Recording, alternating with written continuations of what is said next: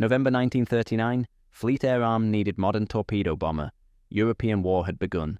Naval aviation was critical. Every major navy operated sleek monoplane aircraft. American Douglas TBD Devastator, Japanese Nakajima B-5N Kate, German Heinkel He-111. These aircraft represented modern design, all-metal construction, retractable undercarriage, enclosed cockpits, speed over 200 miles per hour. Britain's frontline torpedo bomber was Fairey Swordfish. Fabric-covered biplane, fixed landing gear, open cockpits, maximum speed 138 miles per hour. The aircraft looked like museum piece. Naval aviators called it Stringbag, archaic term for shopping bag. Critics said replace it immediately. Obsolete design would be slaughtered by modern fighters and anti-aircraft fire. The Swordfish served until June 1945. Last operational sortie occurred June 28, days after German surrender, but while operations against remaining threats continued. During 6 years of war, Swordfish sank more Axis tonnage than any other British aircraft. Enemy warships destroyed included 3 Italian battleships, Crippled at Taranto, Bismarck's rudder jammed by torpedo hit, enabling surface forces to sink her. Submarines sunk numbered at least 14 U-boats confirmed, with some sources crediting up to 22.5 U-boat kills when shared credits and assisted sinkings included. Hundreds of thousands of tons of merchant shipping sent to bottom. Convoy protection across Atlantic and Arctic. Anti-submarine warfare when U-boats seemed unstoppable. The obsolete biplane that should have died in 1940 became legend. Flew so slowly German fighters could not hit it. Fabric construction meant bullets passed through without critical damage. Crew skill turned weakness into strength. British pragmatism kept supposedly outdated aircraft in service because it worked. The Swordfish proved modern was not always better. By 1936, Royal Navy required carrier-based torpedo bomber. Fleet Air Arm had separated from RAF control. Naval aviation needed aircraft designed for maritime strike. Requirements specified torpedo carrying capability, range for fleet operations, ability to operate from carrier decks, robust construction for deck landing stresses. Fairey Aviation submitted design designated TSR-2, torpedo spotter reconnaissance. The design was conservative even by 1936 standards. Biplane configuration when monoplanes were emerging. Fabric covering when all-metal construction was becoming standard. Fixed undercarriage when retractable gear was available. Open cockpits when enclosed canopies improved crew comfort. Fairey chose these features deliberately. Biplane configuration provided excellent low-speed handling for carrier approaches. Fabric covering reduced weight and simplified field repairs. Fixed landing gear eliminated hydraulic failure risks during carrier operations. Open cockpits gave crew better visibility for navigation and target acquisition. Specifications were modest. Length 35 feet 8 inches. Wingspan 45 feet 6 inches for standard configuration. Some variants had folding wings for carrier storage. Empty weight 4,700 pounds. Maximum loaded weight 9,250 pounds.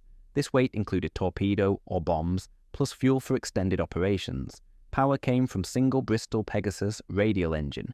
Various marks produced 690 to 750 horsepower. 9-cylinder air-cooled design. Highly reliable. Easy to maintain. Performance reflected conservative design. Maximum speed 138 miles per hour at sea level. Cruising speed 90 miles per hour during torpedo attack runs. Service ceiling 10,750 feet. Range 546 miles with torpedo. Endurance 5.5 hours on internal fuel. These numbers were unimpressive compared to contemporary aircraft. Modern fighters flew 300 miles per hour. Modern bombers cruised at 250 miles per hour. Swordfish maximum speed was slower than most aircraft's cruising speed. But carrier operations valued different characteristics than land-based aviation. Swordfish could approach carrier at 55 miles per hour. Stall speed was extraordinarily low. This made deck landings safer. Aircraft could land in rough seas when modern monoplanes required calmer conditions. Takeoff distance was minimal. Swordfish lifted off carrier deck in under 200 feet. Full fuel and torpedo load. No catapult assistance required. Fleet carriers appreciated this capability when deck space was precious. Crew consisted of 3 positions. Pilot sat forward, cockpit. Controlled aircraft and aimed torpedo or bombs. Observer sat middle cockpit. Navigated using charts and landmarks. Operated radio. Spotted targets. Air gunner occupied rear cockpit. Manned Vickers machine gun for defense. 7.7mm caliber weapon. 300 rounds ammunition. Rate of fire 1,000 rounds per minute. Effective range 600 yards against aircraft. The single defensive gun was inadequate against determined fighter attack. Swordfish relied on other defenses. Armament varied by mission. Standard torpedo load was single 18-inch torpedo. Mark 12 variant weighed 1,610 pounds. Warhead contained 338 pounds TNT equivalent explosive. Range setting adjustable from 1,000 to 3,500 yards. Depth setting ranged from 12 to 30 feet. Swordfish attacked at 100 feet altitude. Dropped torpedo at 90 miles per hour airspeed. Torpedo entered water, ran preset course, detonated on contact with ship hull. Alternative loads included bombs, up to 1,500 pounds in various configurations. 8 small bombs for area targets. Single large bomb for precision strikes. Depth charges for anti-submarine work. 300-pound weapons set for shallow detonation. Mines for harbour blocking. 1,500-pound weapons laid in shipping channels. Later variants carried rocket projectiles. 8 60-pound rockets on underwing rails. These proved highly effective against submarines and small craft. Production began 1936. First squadron equipped July that year. Initial variant was Mark I. Improvements followed. Mark II introduced strengthened airframe for catapult launching. Mark III added radar for night operations. Mark IV was Canadian-built variant with different engine. Total production reached 2,396 aircraft by August 18, 1944, when production ended. Remarkable numbers for supposedly obsolete design. Continuous production through entire war indicated operational value. Service introduction was unremarkable. Swordfish replaced earlier biplanes in torpedo bomber squadrons. Pilots found aircraft easy to fly, stable in turbulence, forgiving of mistakes, excellent visibility from cockpit. Ground crews appreciated simple maintenance. Engine reliability was exceptional. Fabric repairs required minimal tools. Aircraft could be patched in field conditions using spare fabric and dope. This proved invaluable during combat operations far from repair facilities. By 1939, Swordfish equipped multiple fleet air arm squadrons. Aircraft operated from fleet carriers Ark Royal, Courageous, Eagle, Furious, Glorious, Illustrious. Shore-based squadrons trained replacement crews. Doctrine emphasized coordinated strikes. Multiple Swordfish attacking from different bearings. Overwhelming target defenses through numbers. Individual aircraft were vulnerable. Coordinated formations were deadly. November 11 to 12, 1940. Taranto Harbour, Italy. Italian battle fleet anchored in supposedly impregnable position. 6 battleships, multiple heavy cruisers, destroyers and submarines. Shore batteries protected approaches. Anti-aircraft guns covered harbour. Barrage balloons prevented low-altitude attacks. Admiralty considered raid impossible. Too many defences, too much risk. British Mediterranean fleet needed Italian battleships neutralised. Without reducing Italian naval strength, Royal Navy could not operate effectively. HMS Illustrious launched Swordfish in 2 waves. First wave 12 aircraft departed 20-30 hours. Second wave 9 aircraft launched 21-30 hours. 20 aircraft total attacked the harbour, 1 having turned back with technical problems. Aircraft carried mix of torpedoes and bombs. Flare droppers illuminated targets. Torpedo bombers attacked from multiple directions simultaneously.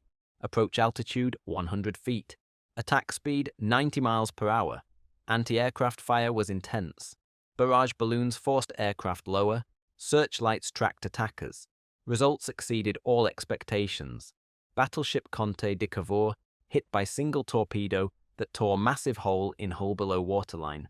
Ship settled on harbour floor in shallow water with only superstructure and main armament remaining above surface.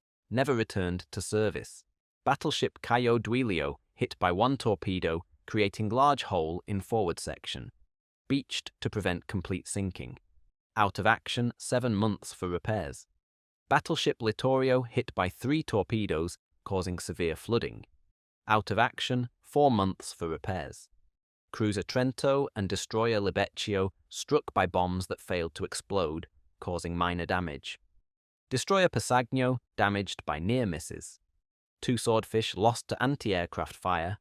Remaining aircraft returned to Illustrious. Strategic impact was enormous. Italian battle fleet strength reduced by half overnight. 3 battleships out of action. British Mediterranean fleet gained superiority. Italian Navy adopted defensive posture, relocating remaining capital ships to Naples. Taranto proved carrier aviation could decide naval warfare. Japanese naval observers studied the raid intensively, applied lessons to Pearl Harbor planning. The obsolete biplane had accomplished what battleship bombardment could not achieve. May 24–27, 1941. Bismarck breakout into Atlantic. German battleship sank HMS Hood, threatened convoy routes. Home fleet scrambled every available unit. Bismarck must be stopped. Surface ships could not catch fleeing battleship. Aerial attack was only option. HMS Ark Royal launched swordfish strikes. First attack May 26 failed. Pilots mistakenly attacked British cruiser Sheffield. Torpedoes were faulty. Magnetic detonators fired prematurely. No damage to Sheffield. Lesson learned. Second strike used contact detonators. May 26, 1815 hours. 15 swordfish launched from Ark Royal. Sea state was terrible. 40-foot waves, 60-mile-per-hour winds. Rain and low cloud. Visibility under 1,000 yards. Finding Bismarck was difficult. Aircraft separated in weather. Individual planes attacked independently. Torpedoes dropped from 100 feet. Most missed. Bismarck maneuvered violently. Anti-aircraft fire was intense. 1 torpedo hit amidships. No significant damage. Second torpedo hit stern. Struck rudder and propeller area. Jammed Bismarck's steering gear. This hit was decisive. Bismarck could only steam in circles. Could not escape pursuing battleships. German crew attempted repairs. Rudder remained jammed. May 27, King George V and Rodney caught Bismarck. Pounded battleship to wreck with 15-inch and 16-inch guns. Bismarck sank at 10:36 hours.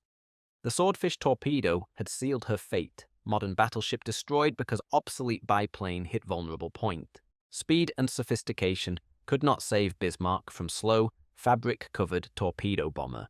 If you are finding this analysis of naval aviation history interesting, consider subscribing to help the channel grow. February 12, 1942. Channel Dash.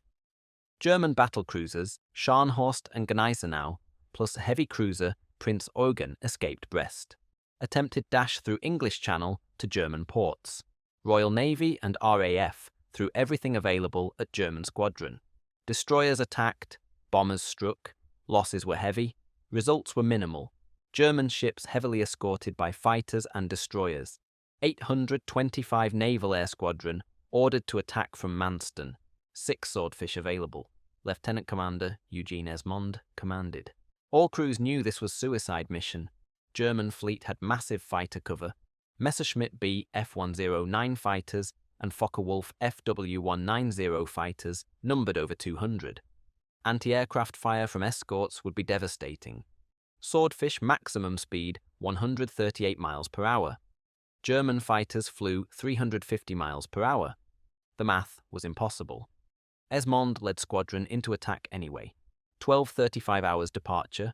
6 swordfish climbed to formation altitude. German fighters appeared immediately. BF-109s attacked from above.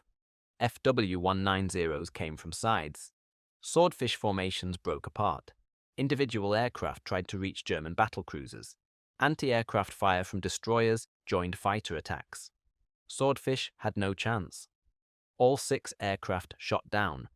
13 crew killed, including Esmond. 5 wounded survivors rescued. No torpedoes hit German ships. Esmond received posthumous Victoria Cross. His leadership and courage were unquestionable. Mission was hopeless, but executed anyway. The Channel Dash attack became symbol of fleet air arm determination. Obsolete aircraft, inadequate escort, overwhelming enemy superiority. Swordfish crews attacked regardless. This defined Fleet Air Arm spirit: do the mission, accept the cost, serve despite odds. But Channel Dash was exceptional tragedy. Most swordfish operations succeeded with acceptable losses. Anti-submarine warfare became primary role from 1943. Convoy escort carriers operated swordfish squadrons. Aircraft patrolled ahead of convoys, searched for U-boats. Depth charges and rockets attacked submarines. Radar-equipped swordfish found surfaced U-boats at night, attacked before submarines could dive. At least 14 confirmed U-boat kills credited to swordfish, with some authoritative sources documenting up to 22.5 total U-boat destructions when shared kills and assisted sinkings are included. Dozens more U-boats damaged, many forced to abort patrols. Arctic convoy operations tested swordfish under extreme conditions. Winter 1942-43. Temperatures dropped to minus 30 degrees Celsius. Ice formed on control surfaces. Engines struggled in cold. Crews worked in open cockpits, wearing electrically heated suits. Frostbite was constant danger. Navigation over featureless Arctic Ocean challenged observers. Radio silence meant no directional assistance. Dead reckoning and celestial navigation only methods available. Swordfish from escort carriers like HMS Fencer, Striker, and Vindex patrolled convoy approaches. U-boats concentrated along routes to Murmansk. German submarines attacked from ahead of convoys. Swordfish flew barrier patrols, forced U-boats underwater. Submerged submarines could not reach attack positions. Convoy losses decreased when Swordfish provided air cover. Statistical analysis showed direct correlation. Convoys with Swordfish protection suffered 30% fewer losses than unescorted convoys. Specific actions demonstrated effectiveness. September 1944, Swordfish from HMS Vindex sank 4 U-boats during single Arctic convoy operation, a remarkable achievement. Individual actions like March 1944, when Swordfish detected U-boat 742 surfaced at 6 miles range on ASV radar. Aircraft approached at wave-top height. U-boat lookouts spotted Swordfish at 1 mile. Attempted crash dive, too late. Swordfish dropped depth charges set for shallow detonation. Explosions crushed pressure hull. U-boat sank stern first. Oil slick and debris confirmed kill. Mediterranean operations added mine-laying and anti-shipping strikes. Malta-based Swordfish attacked Axis convoys to North Africa. Night operations were standard. Aircraft located convoys by moonlight or flare illumination. Torpedoes sank supply ships. Rommel's Africa Corps depended on seaborne supply. Swordfish disrupted these routes continuously. Fuel tankers were priority targets. Sinking tanker meant German armor immobilized. One successful torpedo attack could affect entire ground campaign. June 1942, Swordfish from Malta attacked Italian convoy. 3 merchant ships, 4 destroyer escorts. Attack launched at dusk. 6 Swordfish divided into 2 groups. First group attacked from north, drew destroyer fire. Second group attacked from south, while escorts engaged first group. 2 torpedoes hit merchant ships. Both sank. Third merchant ship damaged. Convoy scattered. Remaining cargo never reached Tripoli. German offensive delayed for lack of supplies. The tactical success had strategic impact. The counter-intuitive survivability emerged through combat experience. Swordfish flew slowly enough that modern fighters overshot during attacks. Messerschmitt Bf-109 cruised at 250 miles per hour. Swordfish cruised at 90 miles per hour. German pilot attacking from behind closed too rapidly. Overshot before achieving good firing position. Attempting slow-speed flight to match Swordfish caused fighter to stall. The speed differential worked against attackers. Tight turning circles added advantage. Swordfish could turn inside any monoplane fighter. Short wingspan and light weight enabled violent maneuvers. German fighters attempting to follow entered stalls. Lost sight of target. Swordfish escaped by turning continuously. This tactic worked repeatedly. Pilots learned to exploit agility over speed. The weakness became strength through skillful flying. Fabric construction provided unexpected protection. 20mm cannon shells and machine gun bullets passed through fabric without causing catastrophic damage. Metal aircraft suffered structural failures when hit. Skin punctures compromised airframe strength. Swordfish had minimal critical areas. Engine was radial design, very resistant to damage. Control cables were duplicated. One set could fail and aircraft remained controllable. Fuel tanks were small and separated. Single tank puncture did not doom aircraft. The simple construction proved remarkably survivable. Low-altitude operations placed Swordfish below effective anti-aircraft fire. Heavy flak guns could not depress sufficiently. Attacking at 100 feet altitude meant most defensive fire passed overhead. Light anti-aircraft weapons were effective, but less common. Swordfish accepted this vulnerability as trade for avoiding heavy guns. The risk balance favored low altitude. Comparative analysis showed other torpedo bombers faced worse problems. American TBF Avenger was modern design. All-metal construction, enclosed cockpit, retractable gear, speed 270 miles per hour, range 1,000 miles. But size and weight created issues. Avenger was difficult to land on small escort carriers. Loss rates were high during initial operations. Crews needed extensive training. The sophistication created maintenance burden. Japanese B-5N Kate was excellent torpedo bomber. Speed 235 miles per hour, reliable, effective at Pearl Harbor and Midway. But vulnerability was extreme. No armor protection, minimal defensive armament, single 7.7mm machine gun. American fighters slaughtered Kates during later war. The aircraft could not survive against modern defenses. German H-111 torpedo variant was inadequate. Bomber converted to maritime strike role. Slow, poorly armed for torpedo work. Vulnerable to fighters. Heavy losses during channel attacks against British convoys. Luftwaffe abandoned torpedo bombing, largely due to He-111 failures. The improvised solution could not match purpose-built torpedo bombers. Swordfish's unique combination was reliability, crew skill, and operational flexibility. Aircraft could operate from fleet carriers, escort carriers, or shore bases. Maintenance was simple. Spare parts were widely available. Crews trained quickly compared to modern aircraft. The simplicity enabled operations other aircraft could not sustain. Escort carriers with minimal maintenance facilities operated Swordfish effectively. Modern aircraft required extensive support. Operational evolution kept Swordfish relevant. Initial fleet torpedo bomber role gave way to anti-submarine warfare. Convoy escort carriers operated Swordfish squadrons from 1942 to 1945. Atlantic convoys, Arctic convoys, Mediterranean convoys. Aircraft provided air cover against U-boats. Merchant ships survived because Swordfish forced submarines underwater. Submerged U-boats could not attack effectively. Rocket projectiles transformed anti-submarine capability. 8 60-pound rockets carried on underwing rails. ASV radar detected surfaced submarines at 8 miles range. Swordfish approached at low altitude, fired rockets from 1,000 yards. Penetration was devastating. Rockets pierced pressure hull, submarines sank or surfaced damaged. U-boat commanders feared Swordfish more than many modern aircraft. The biplane appeared from nowhere, attacked before submarine could dive. Slow speed meant extended time on target. Multiple rocket passes were common. Mine-laying operations used to Swordfish extensively. Aircraft carried 1,500-pound mines, laid in shipping channels and harbour approaches. German and Italian ports were mined repeatedly. Merchant traffic disrupted. Warships delayed. The mine-laying campaign was unglamorous, but strategically important. Swordfish laid thousands of mines during war. Results were significant tonnage sunk and ports blocked. Production numbers validated continued use. 2,396 Swordfish built over 8 years. Production continued until August 18, 1944, long after supposedly superior replacements entered service. Fairey Barracuda was intended Swordfish replacement.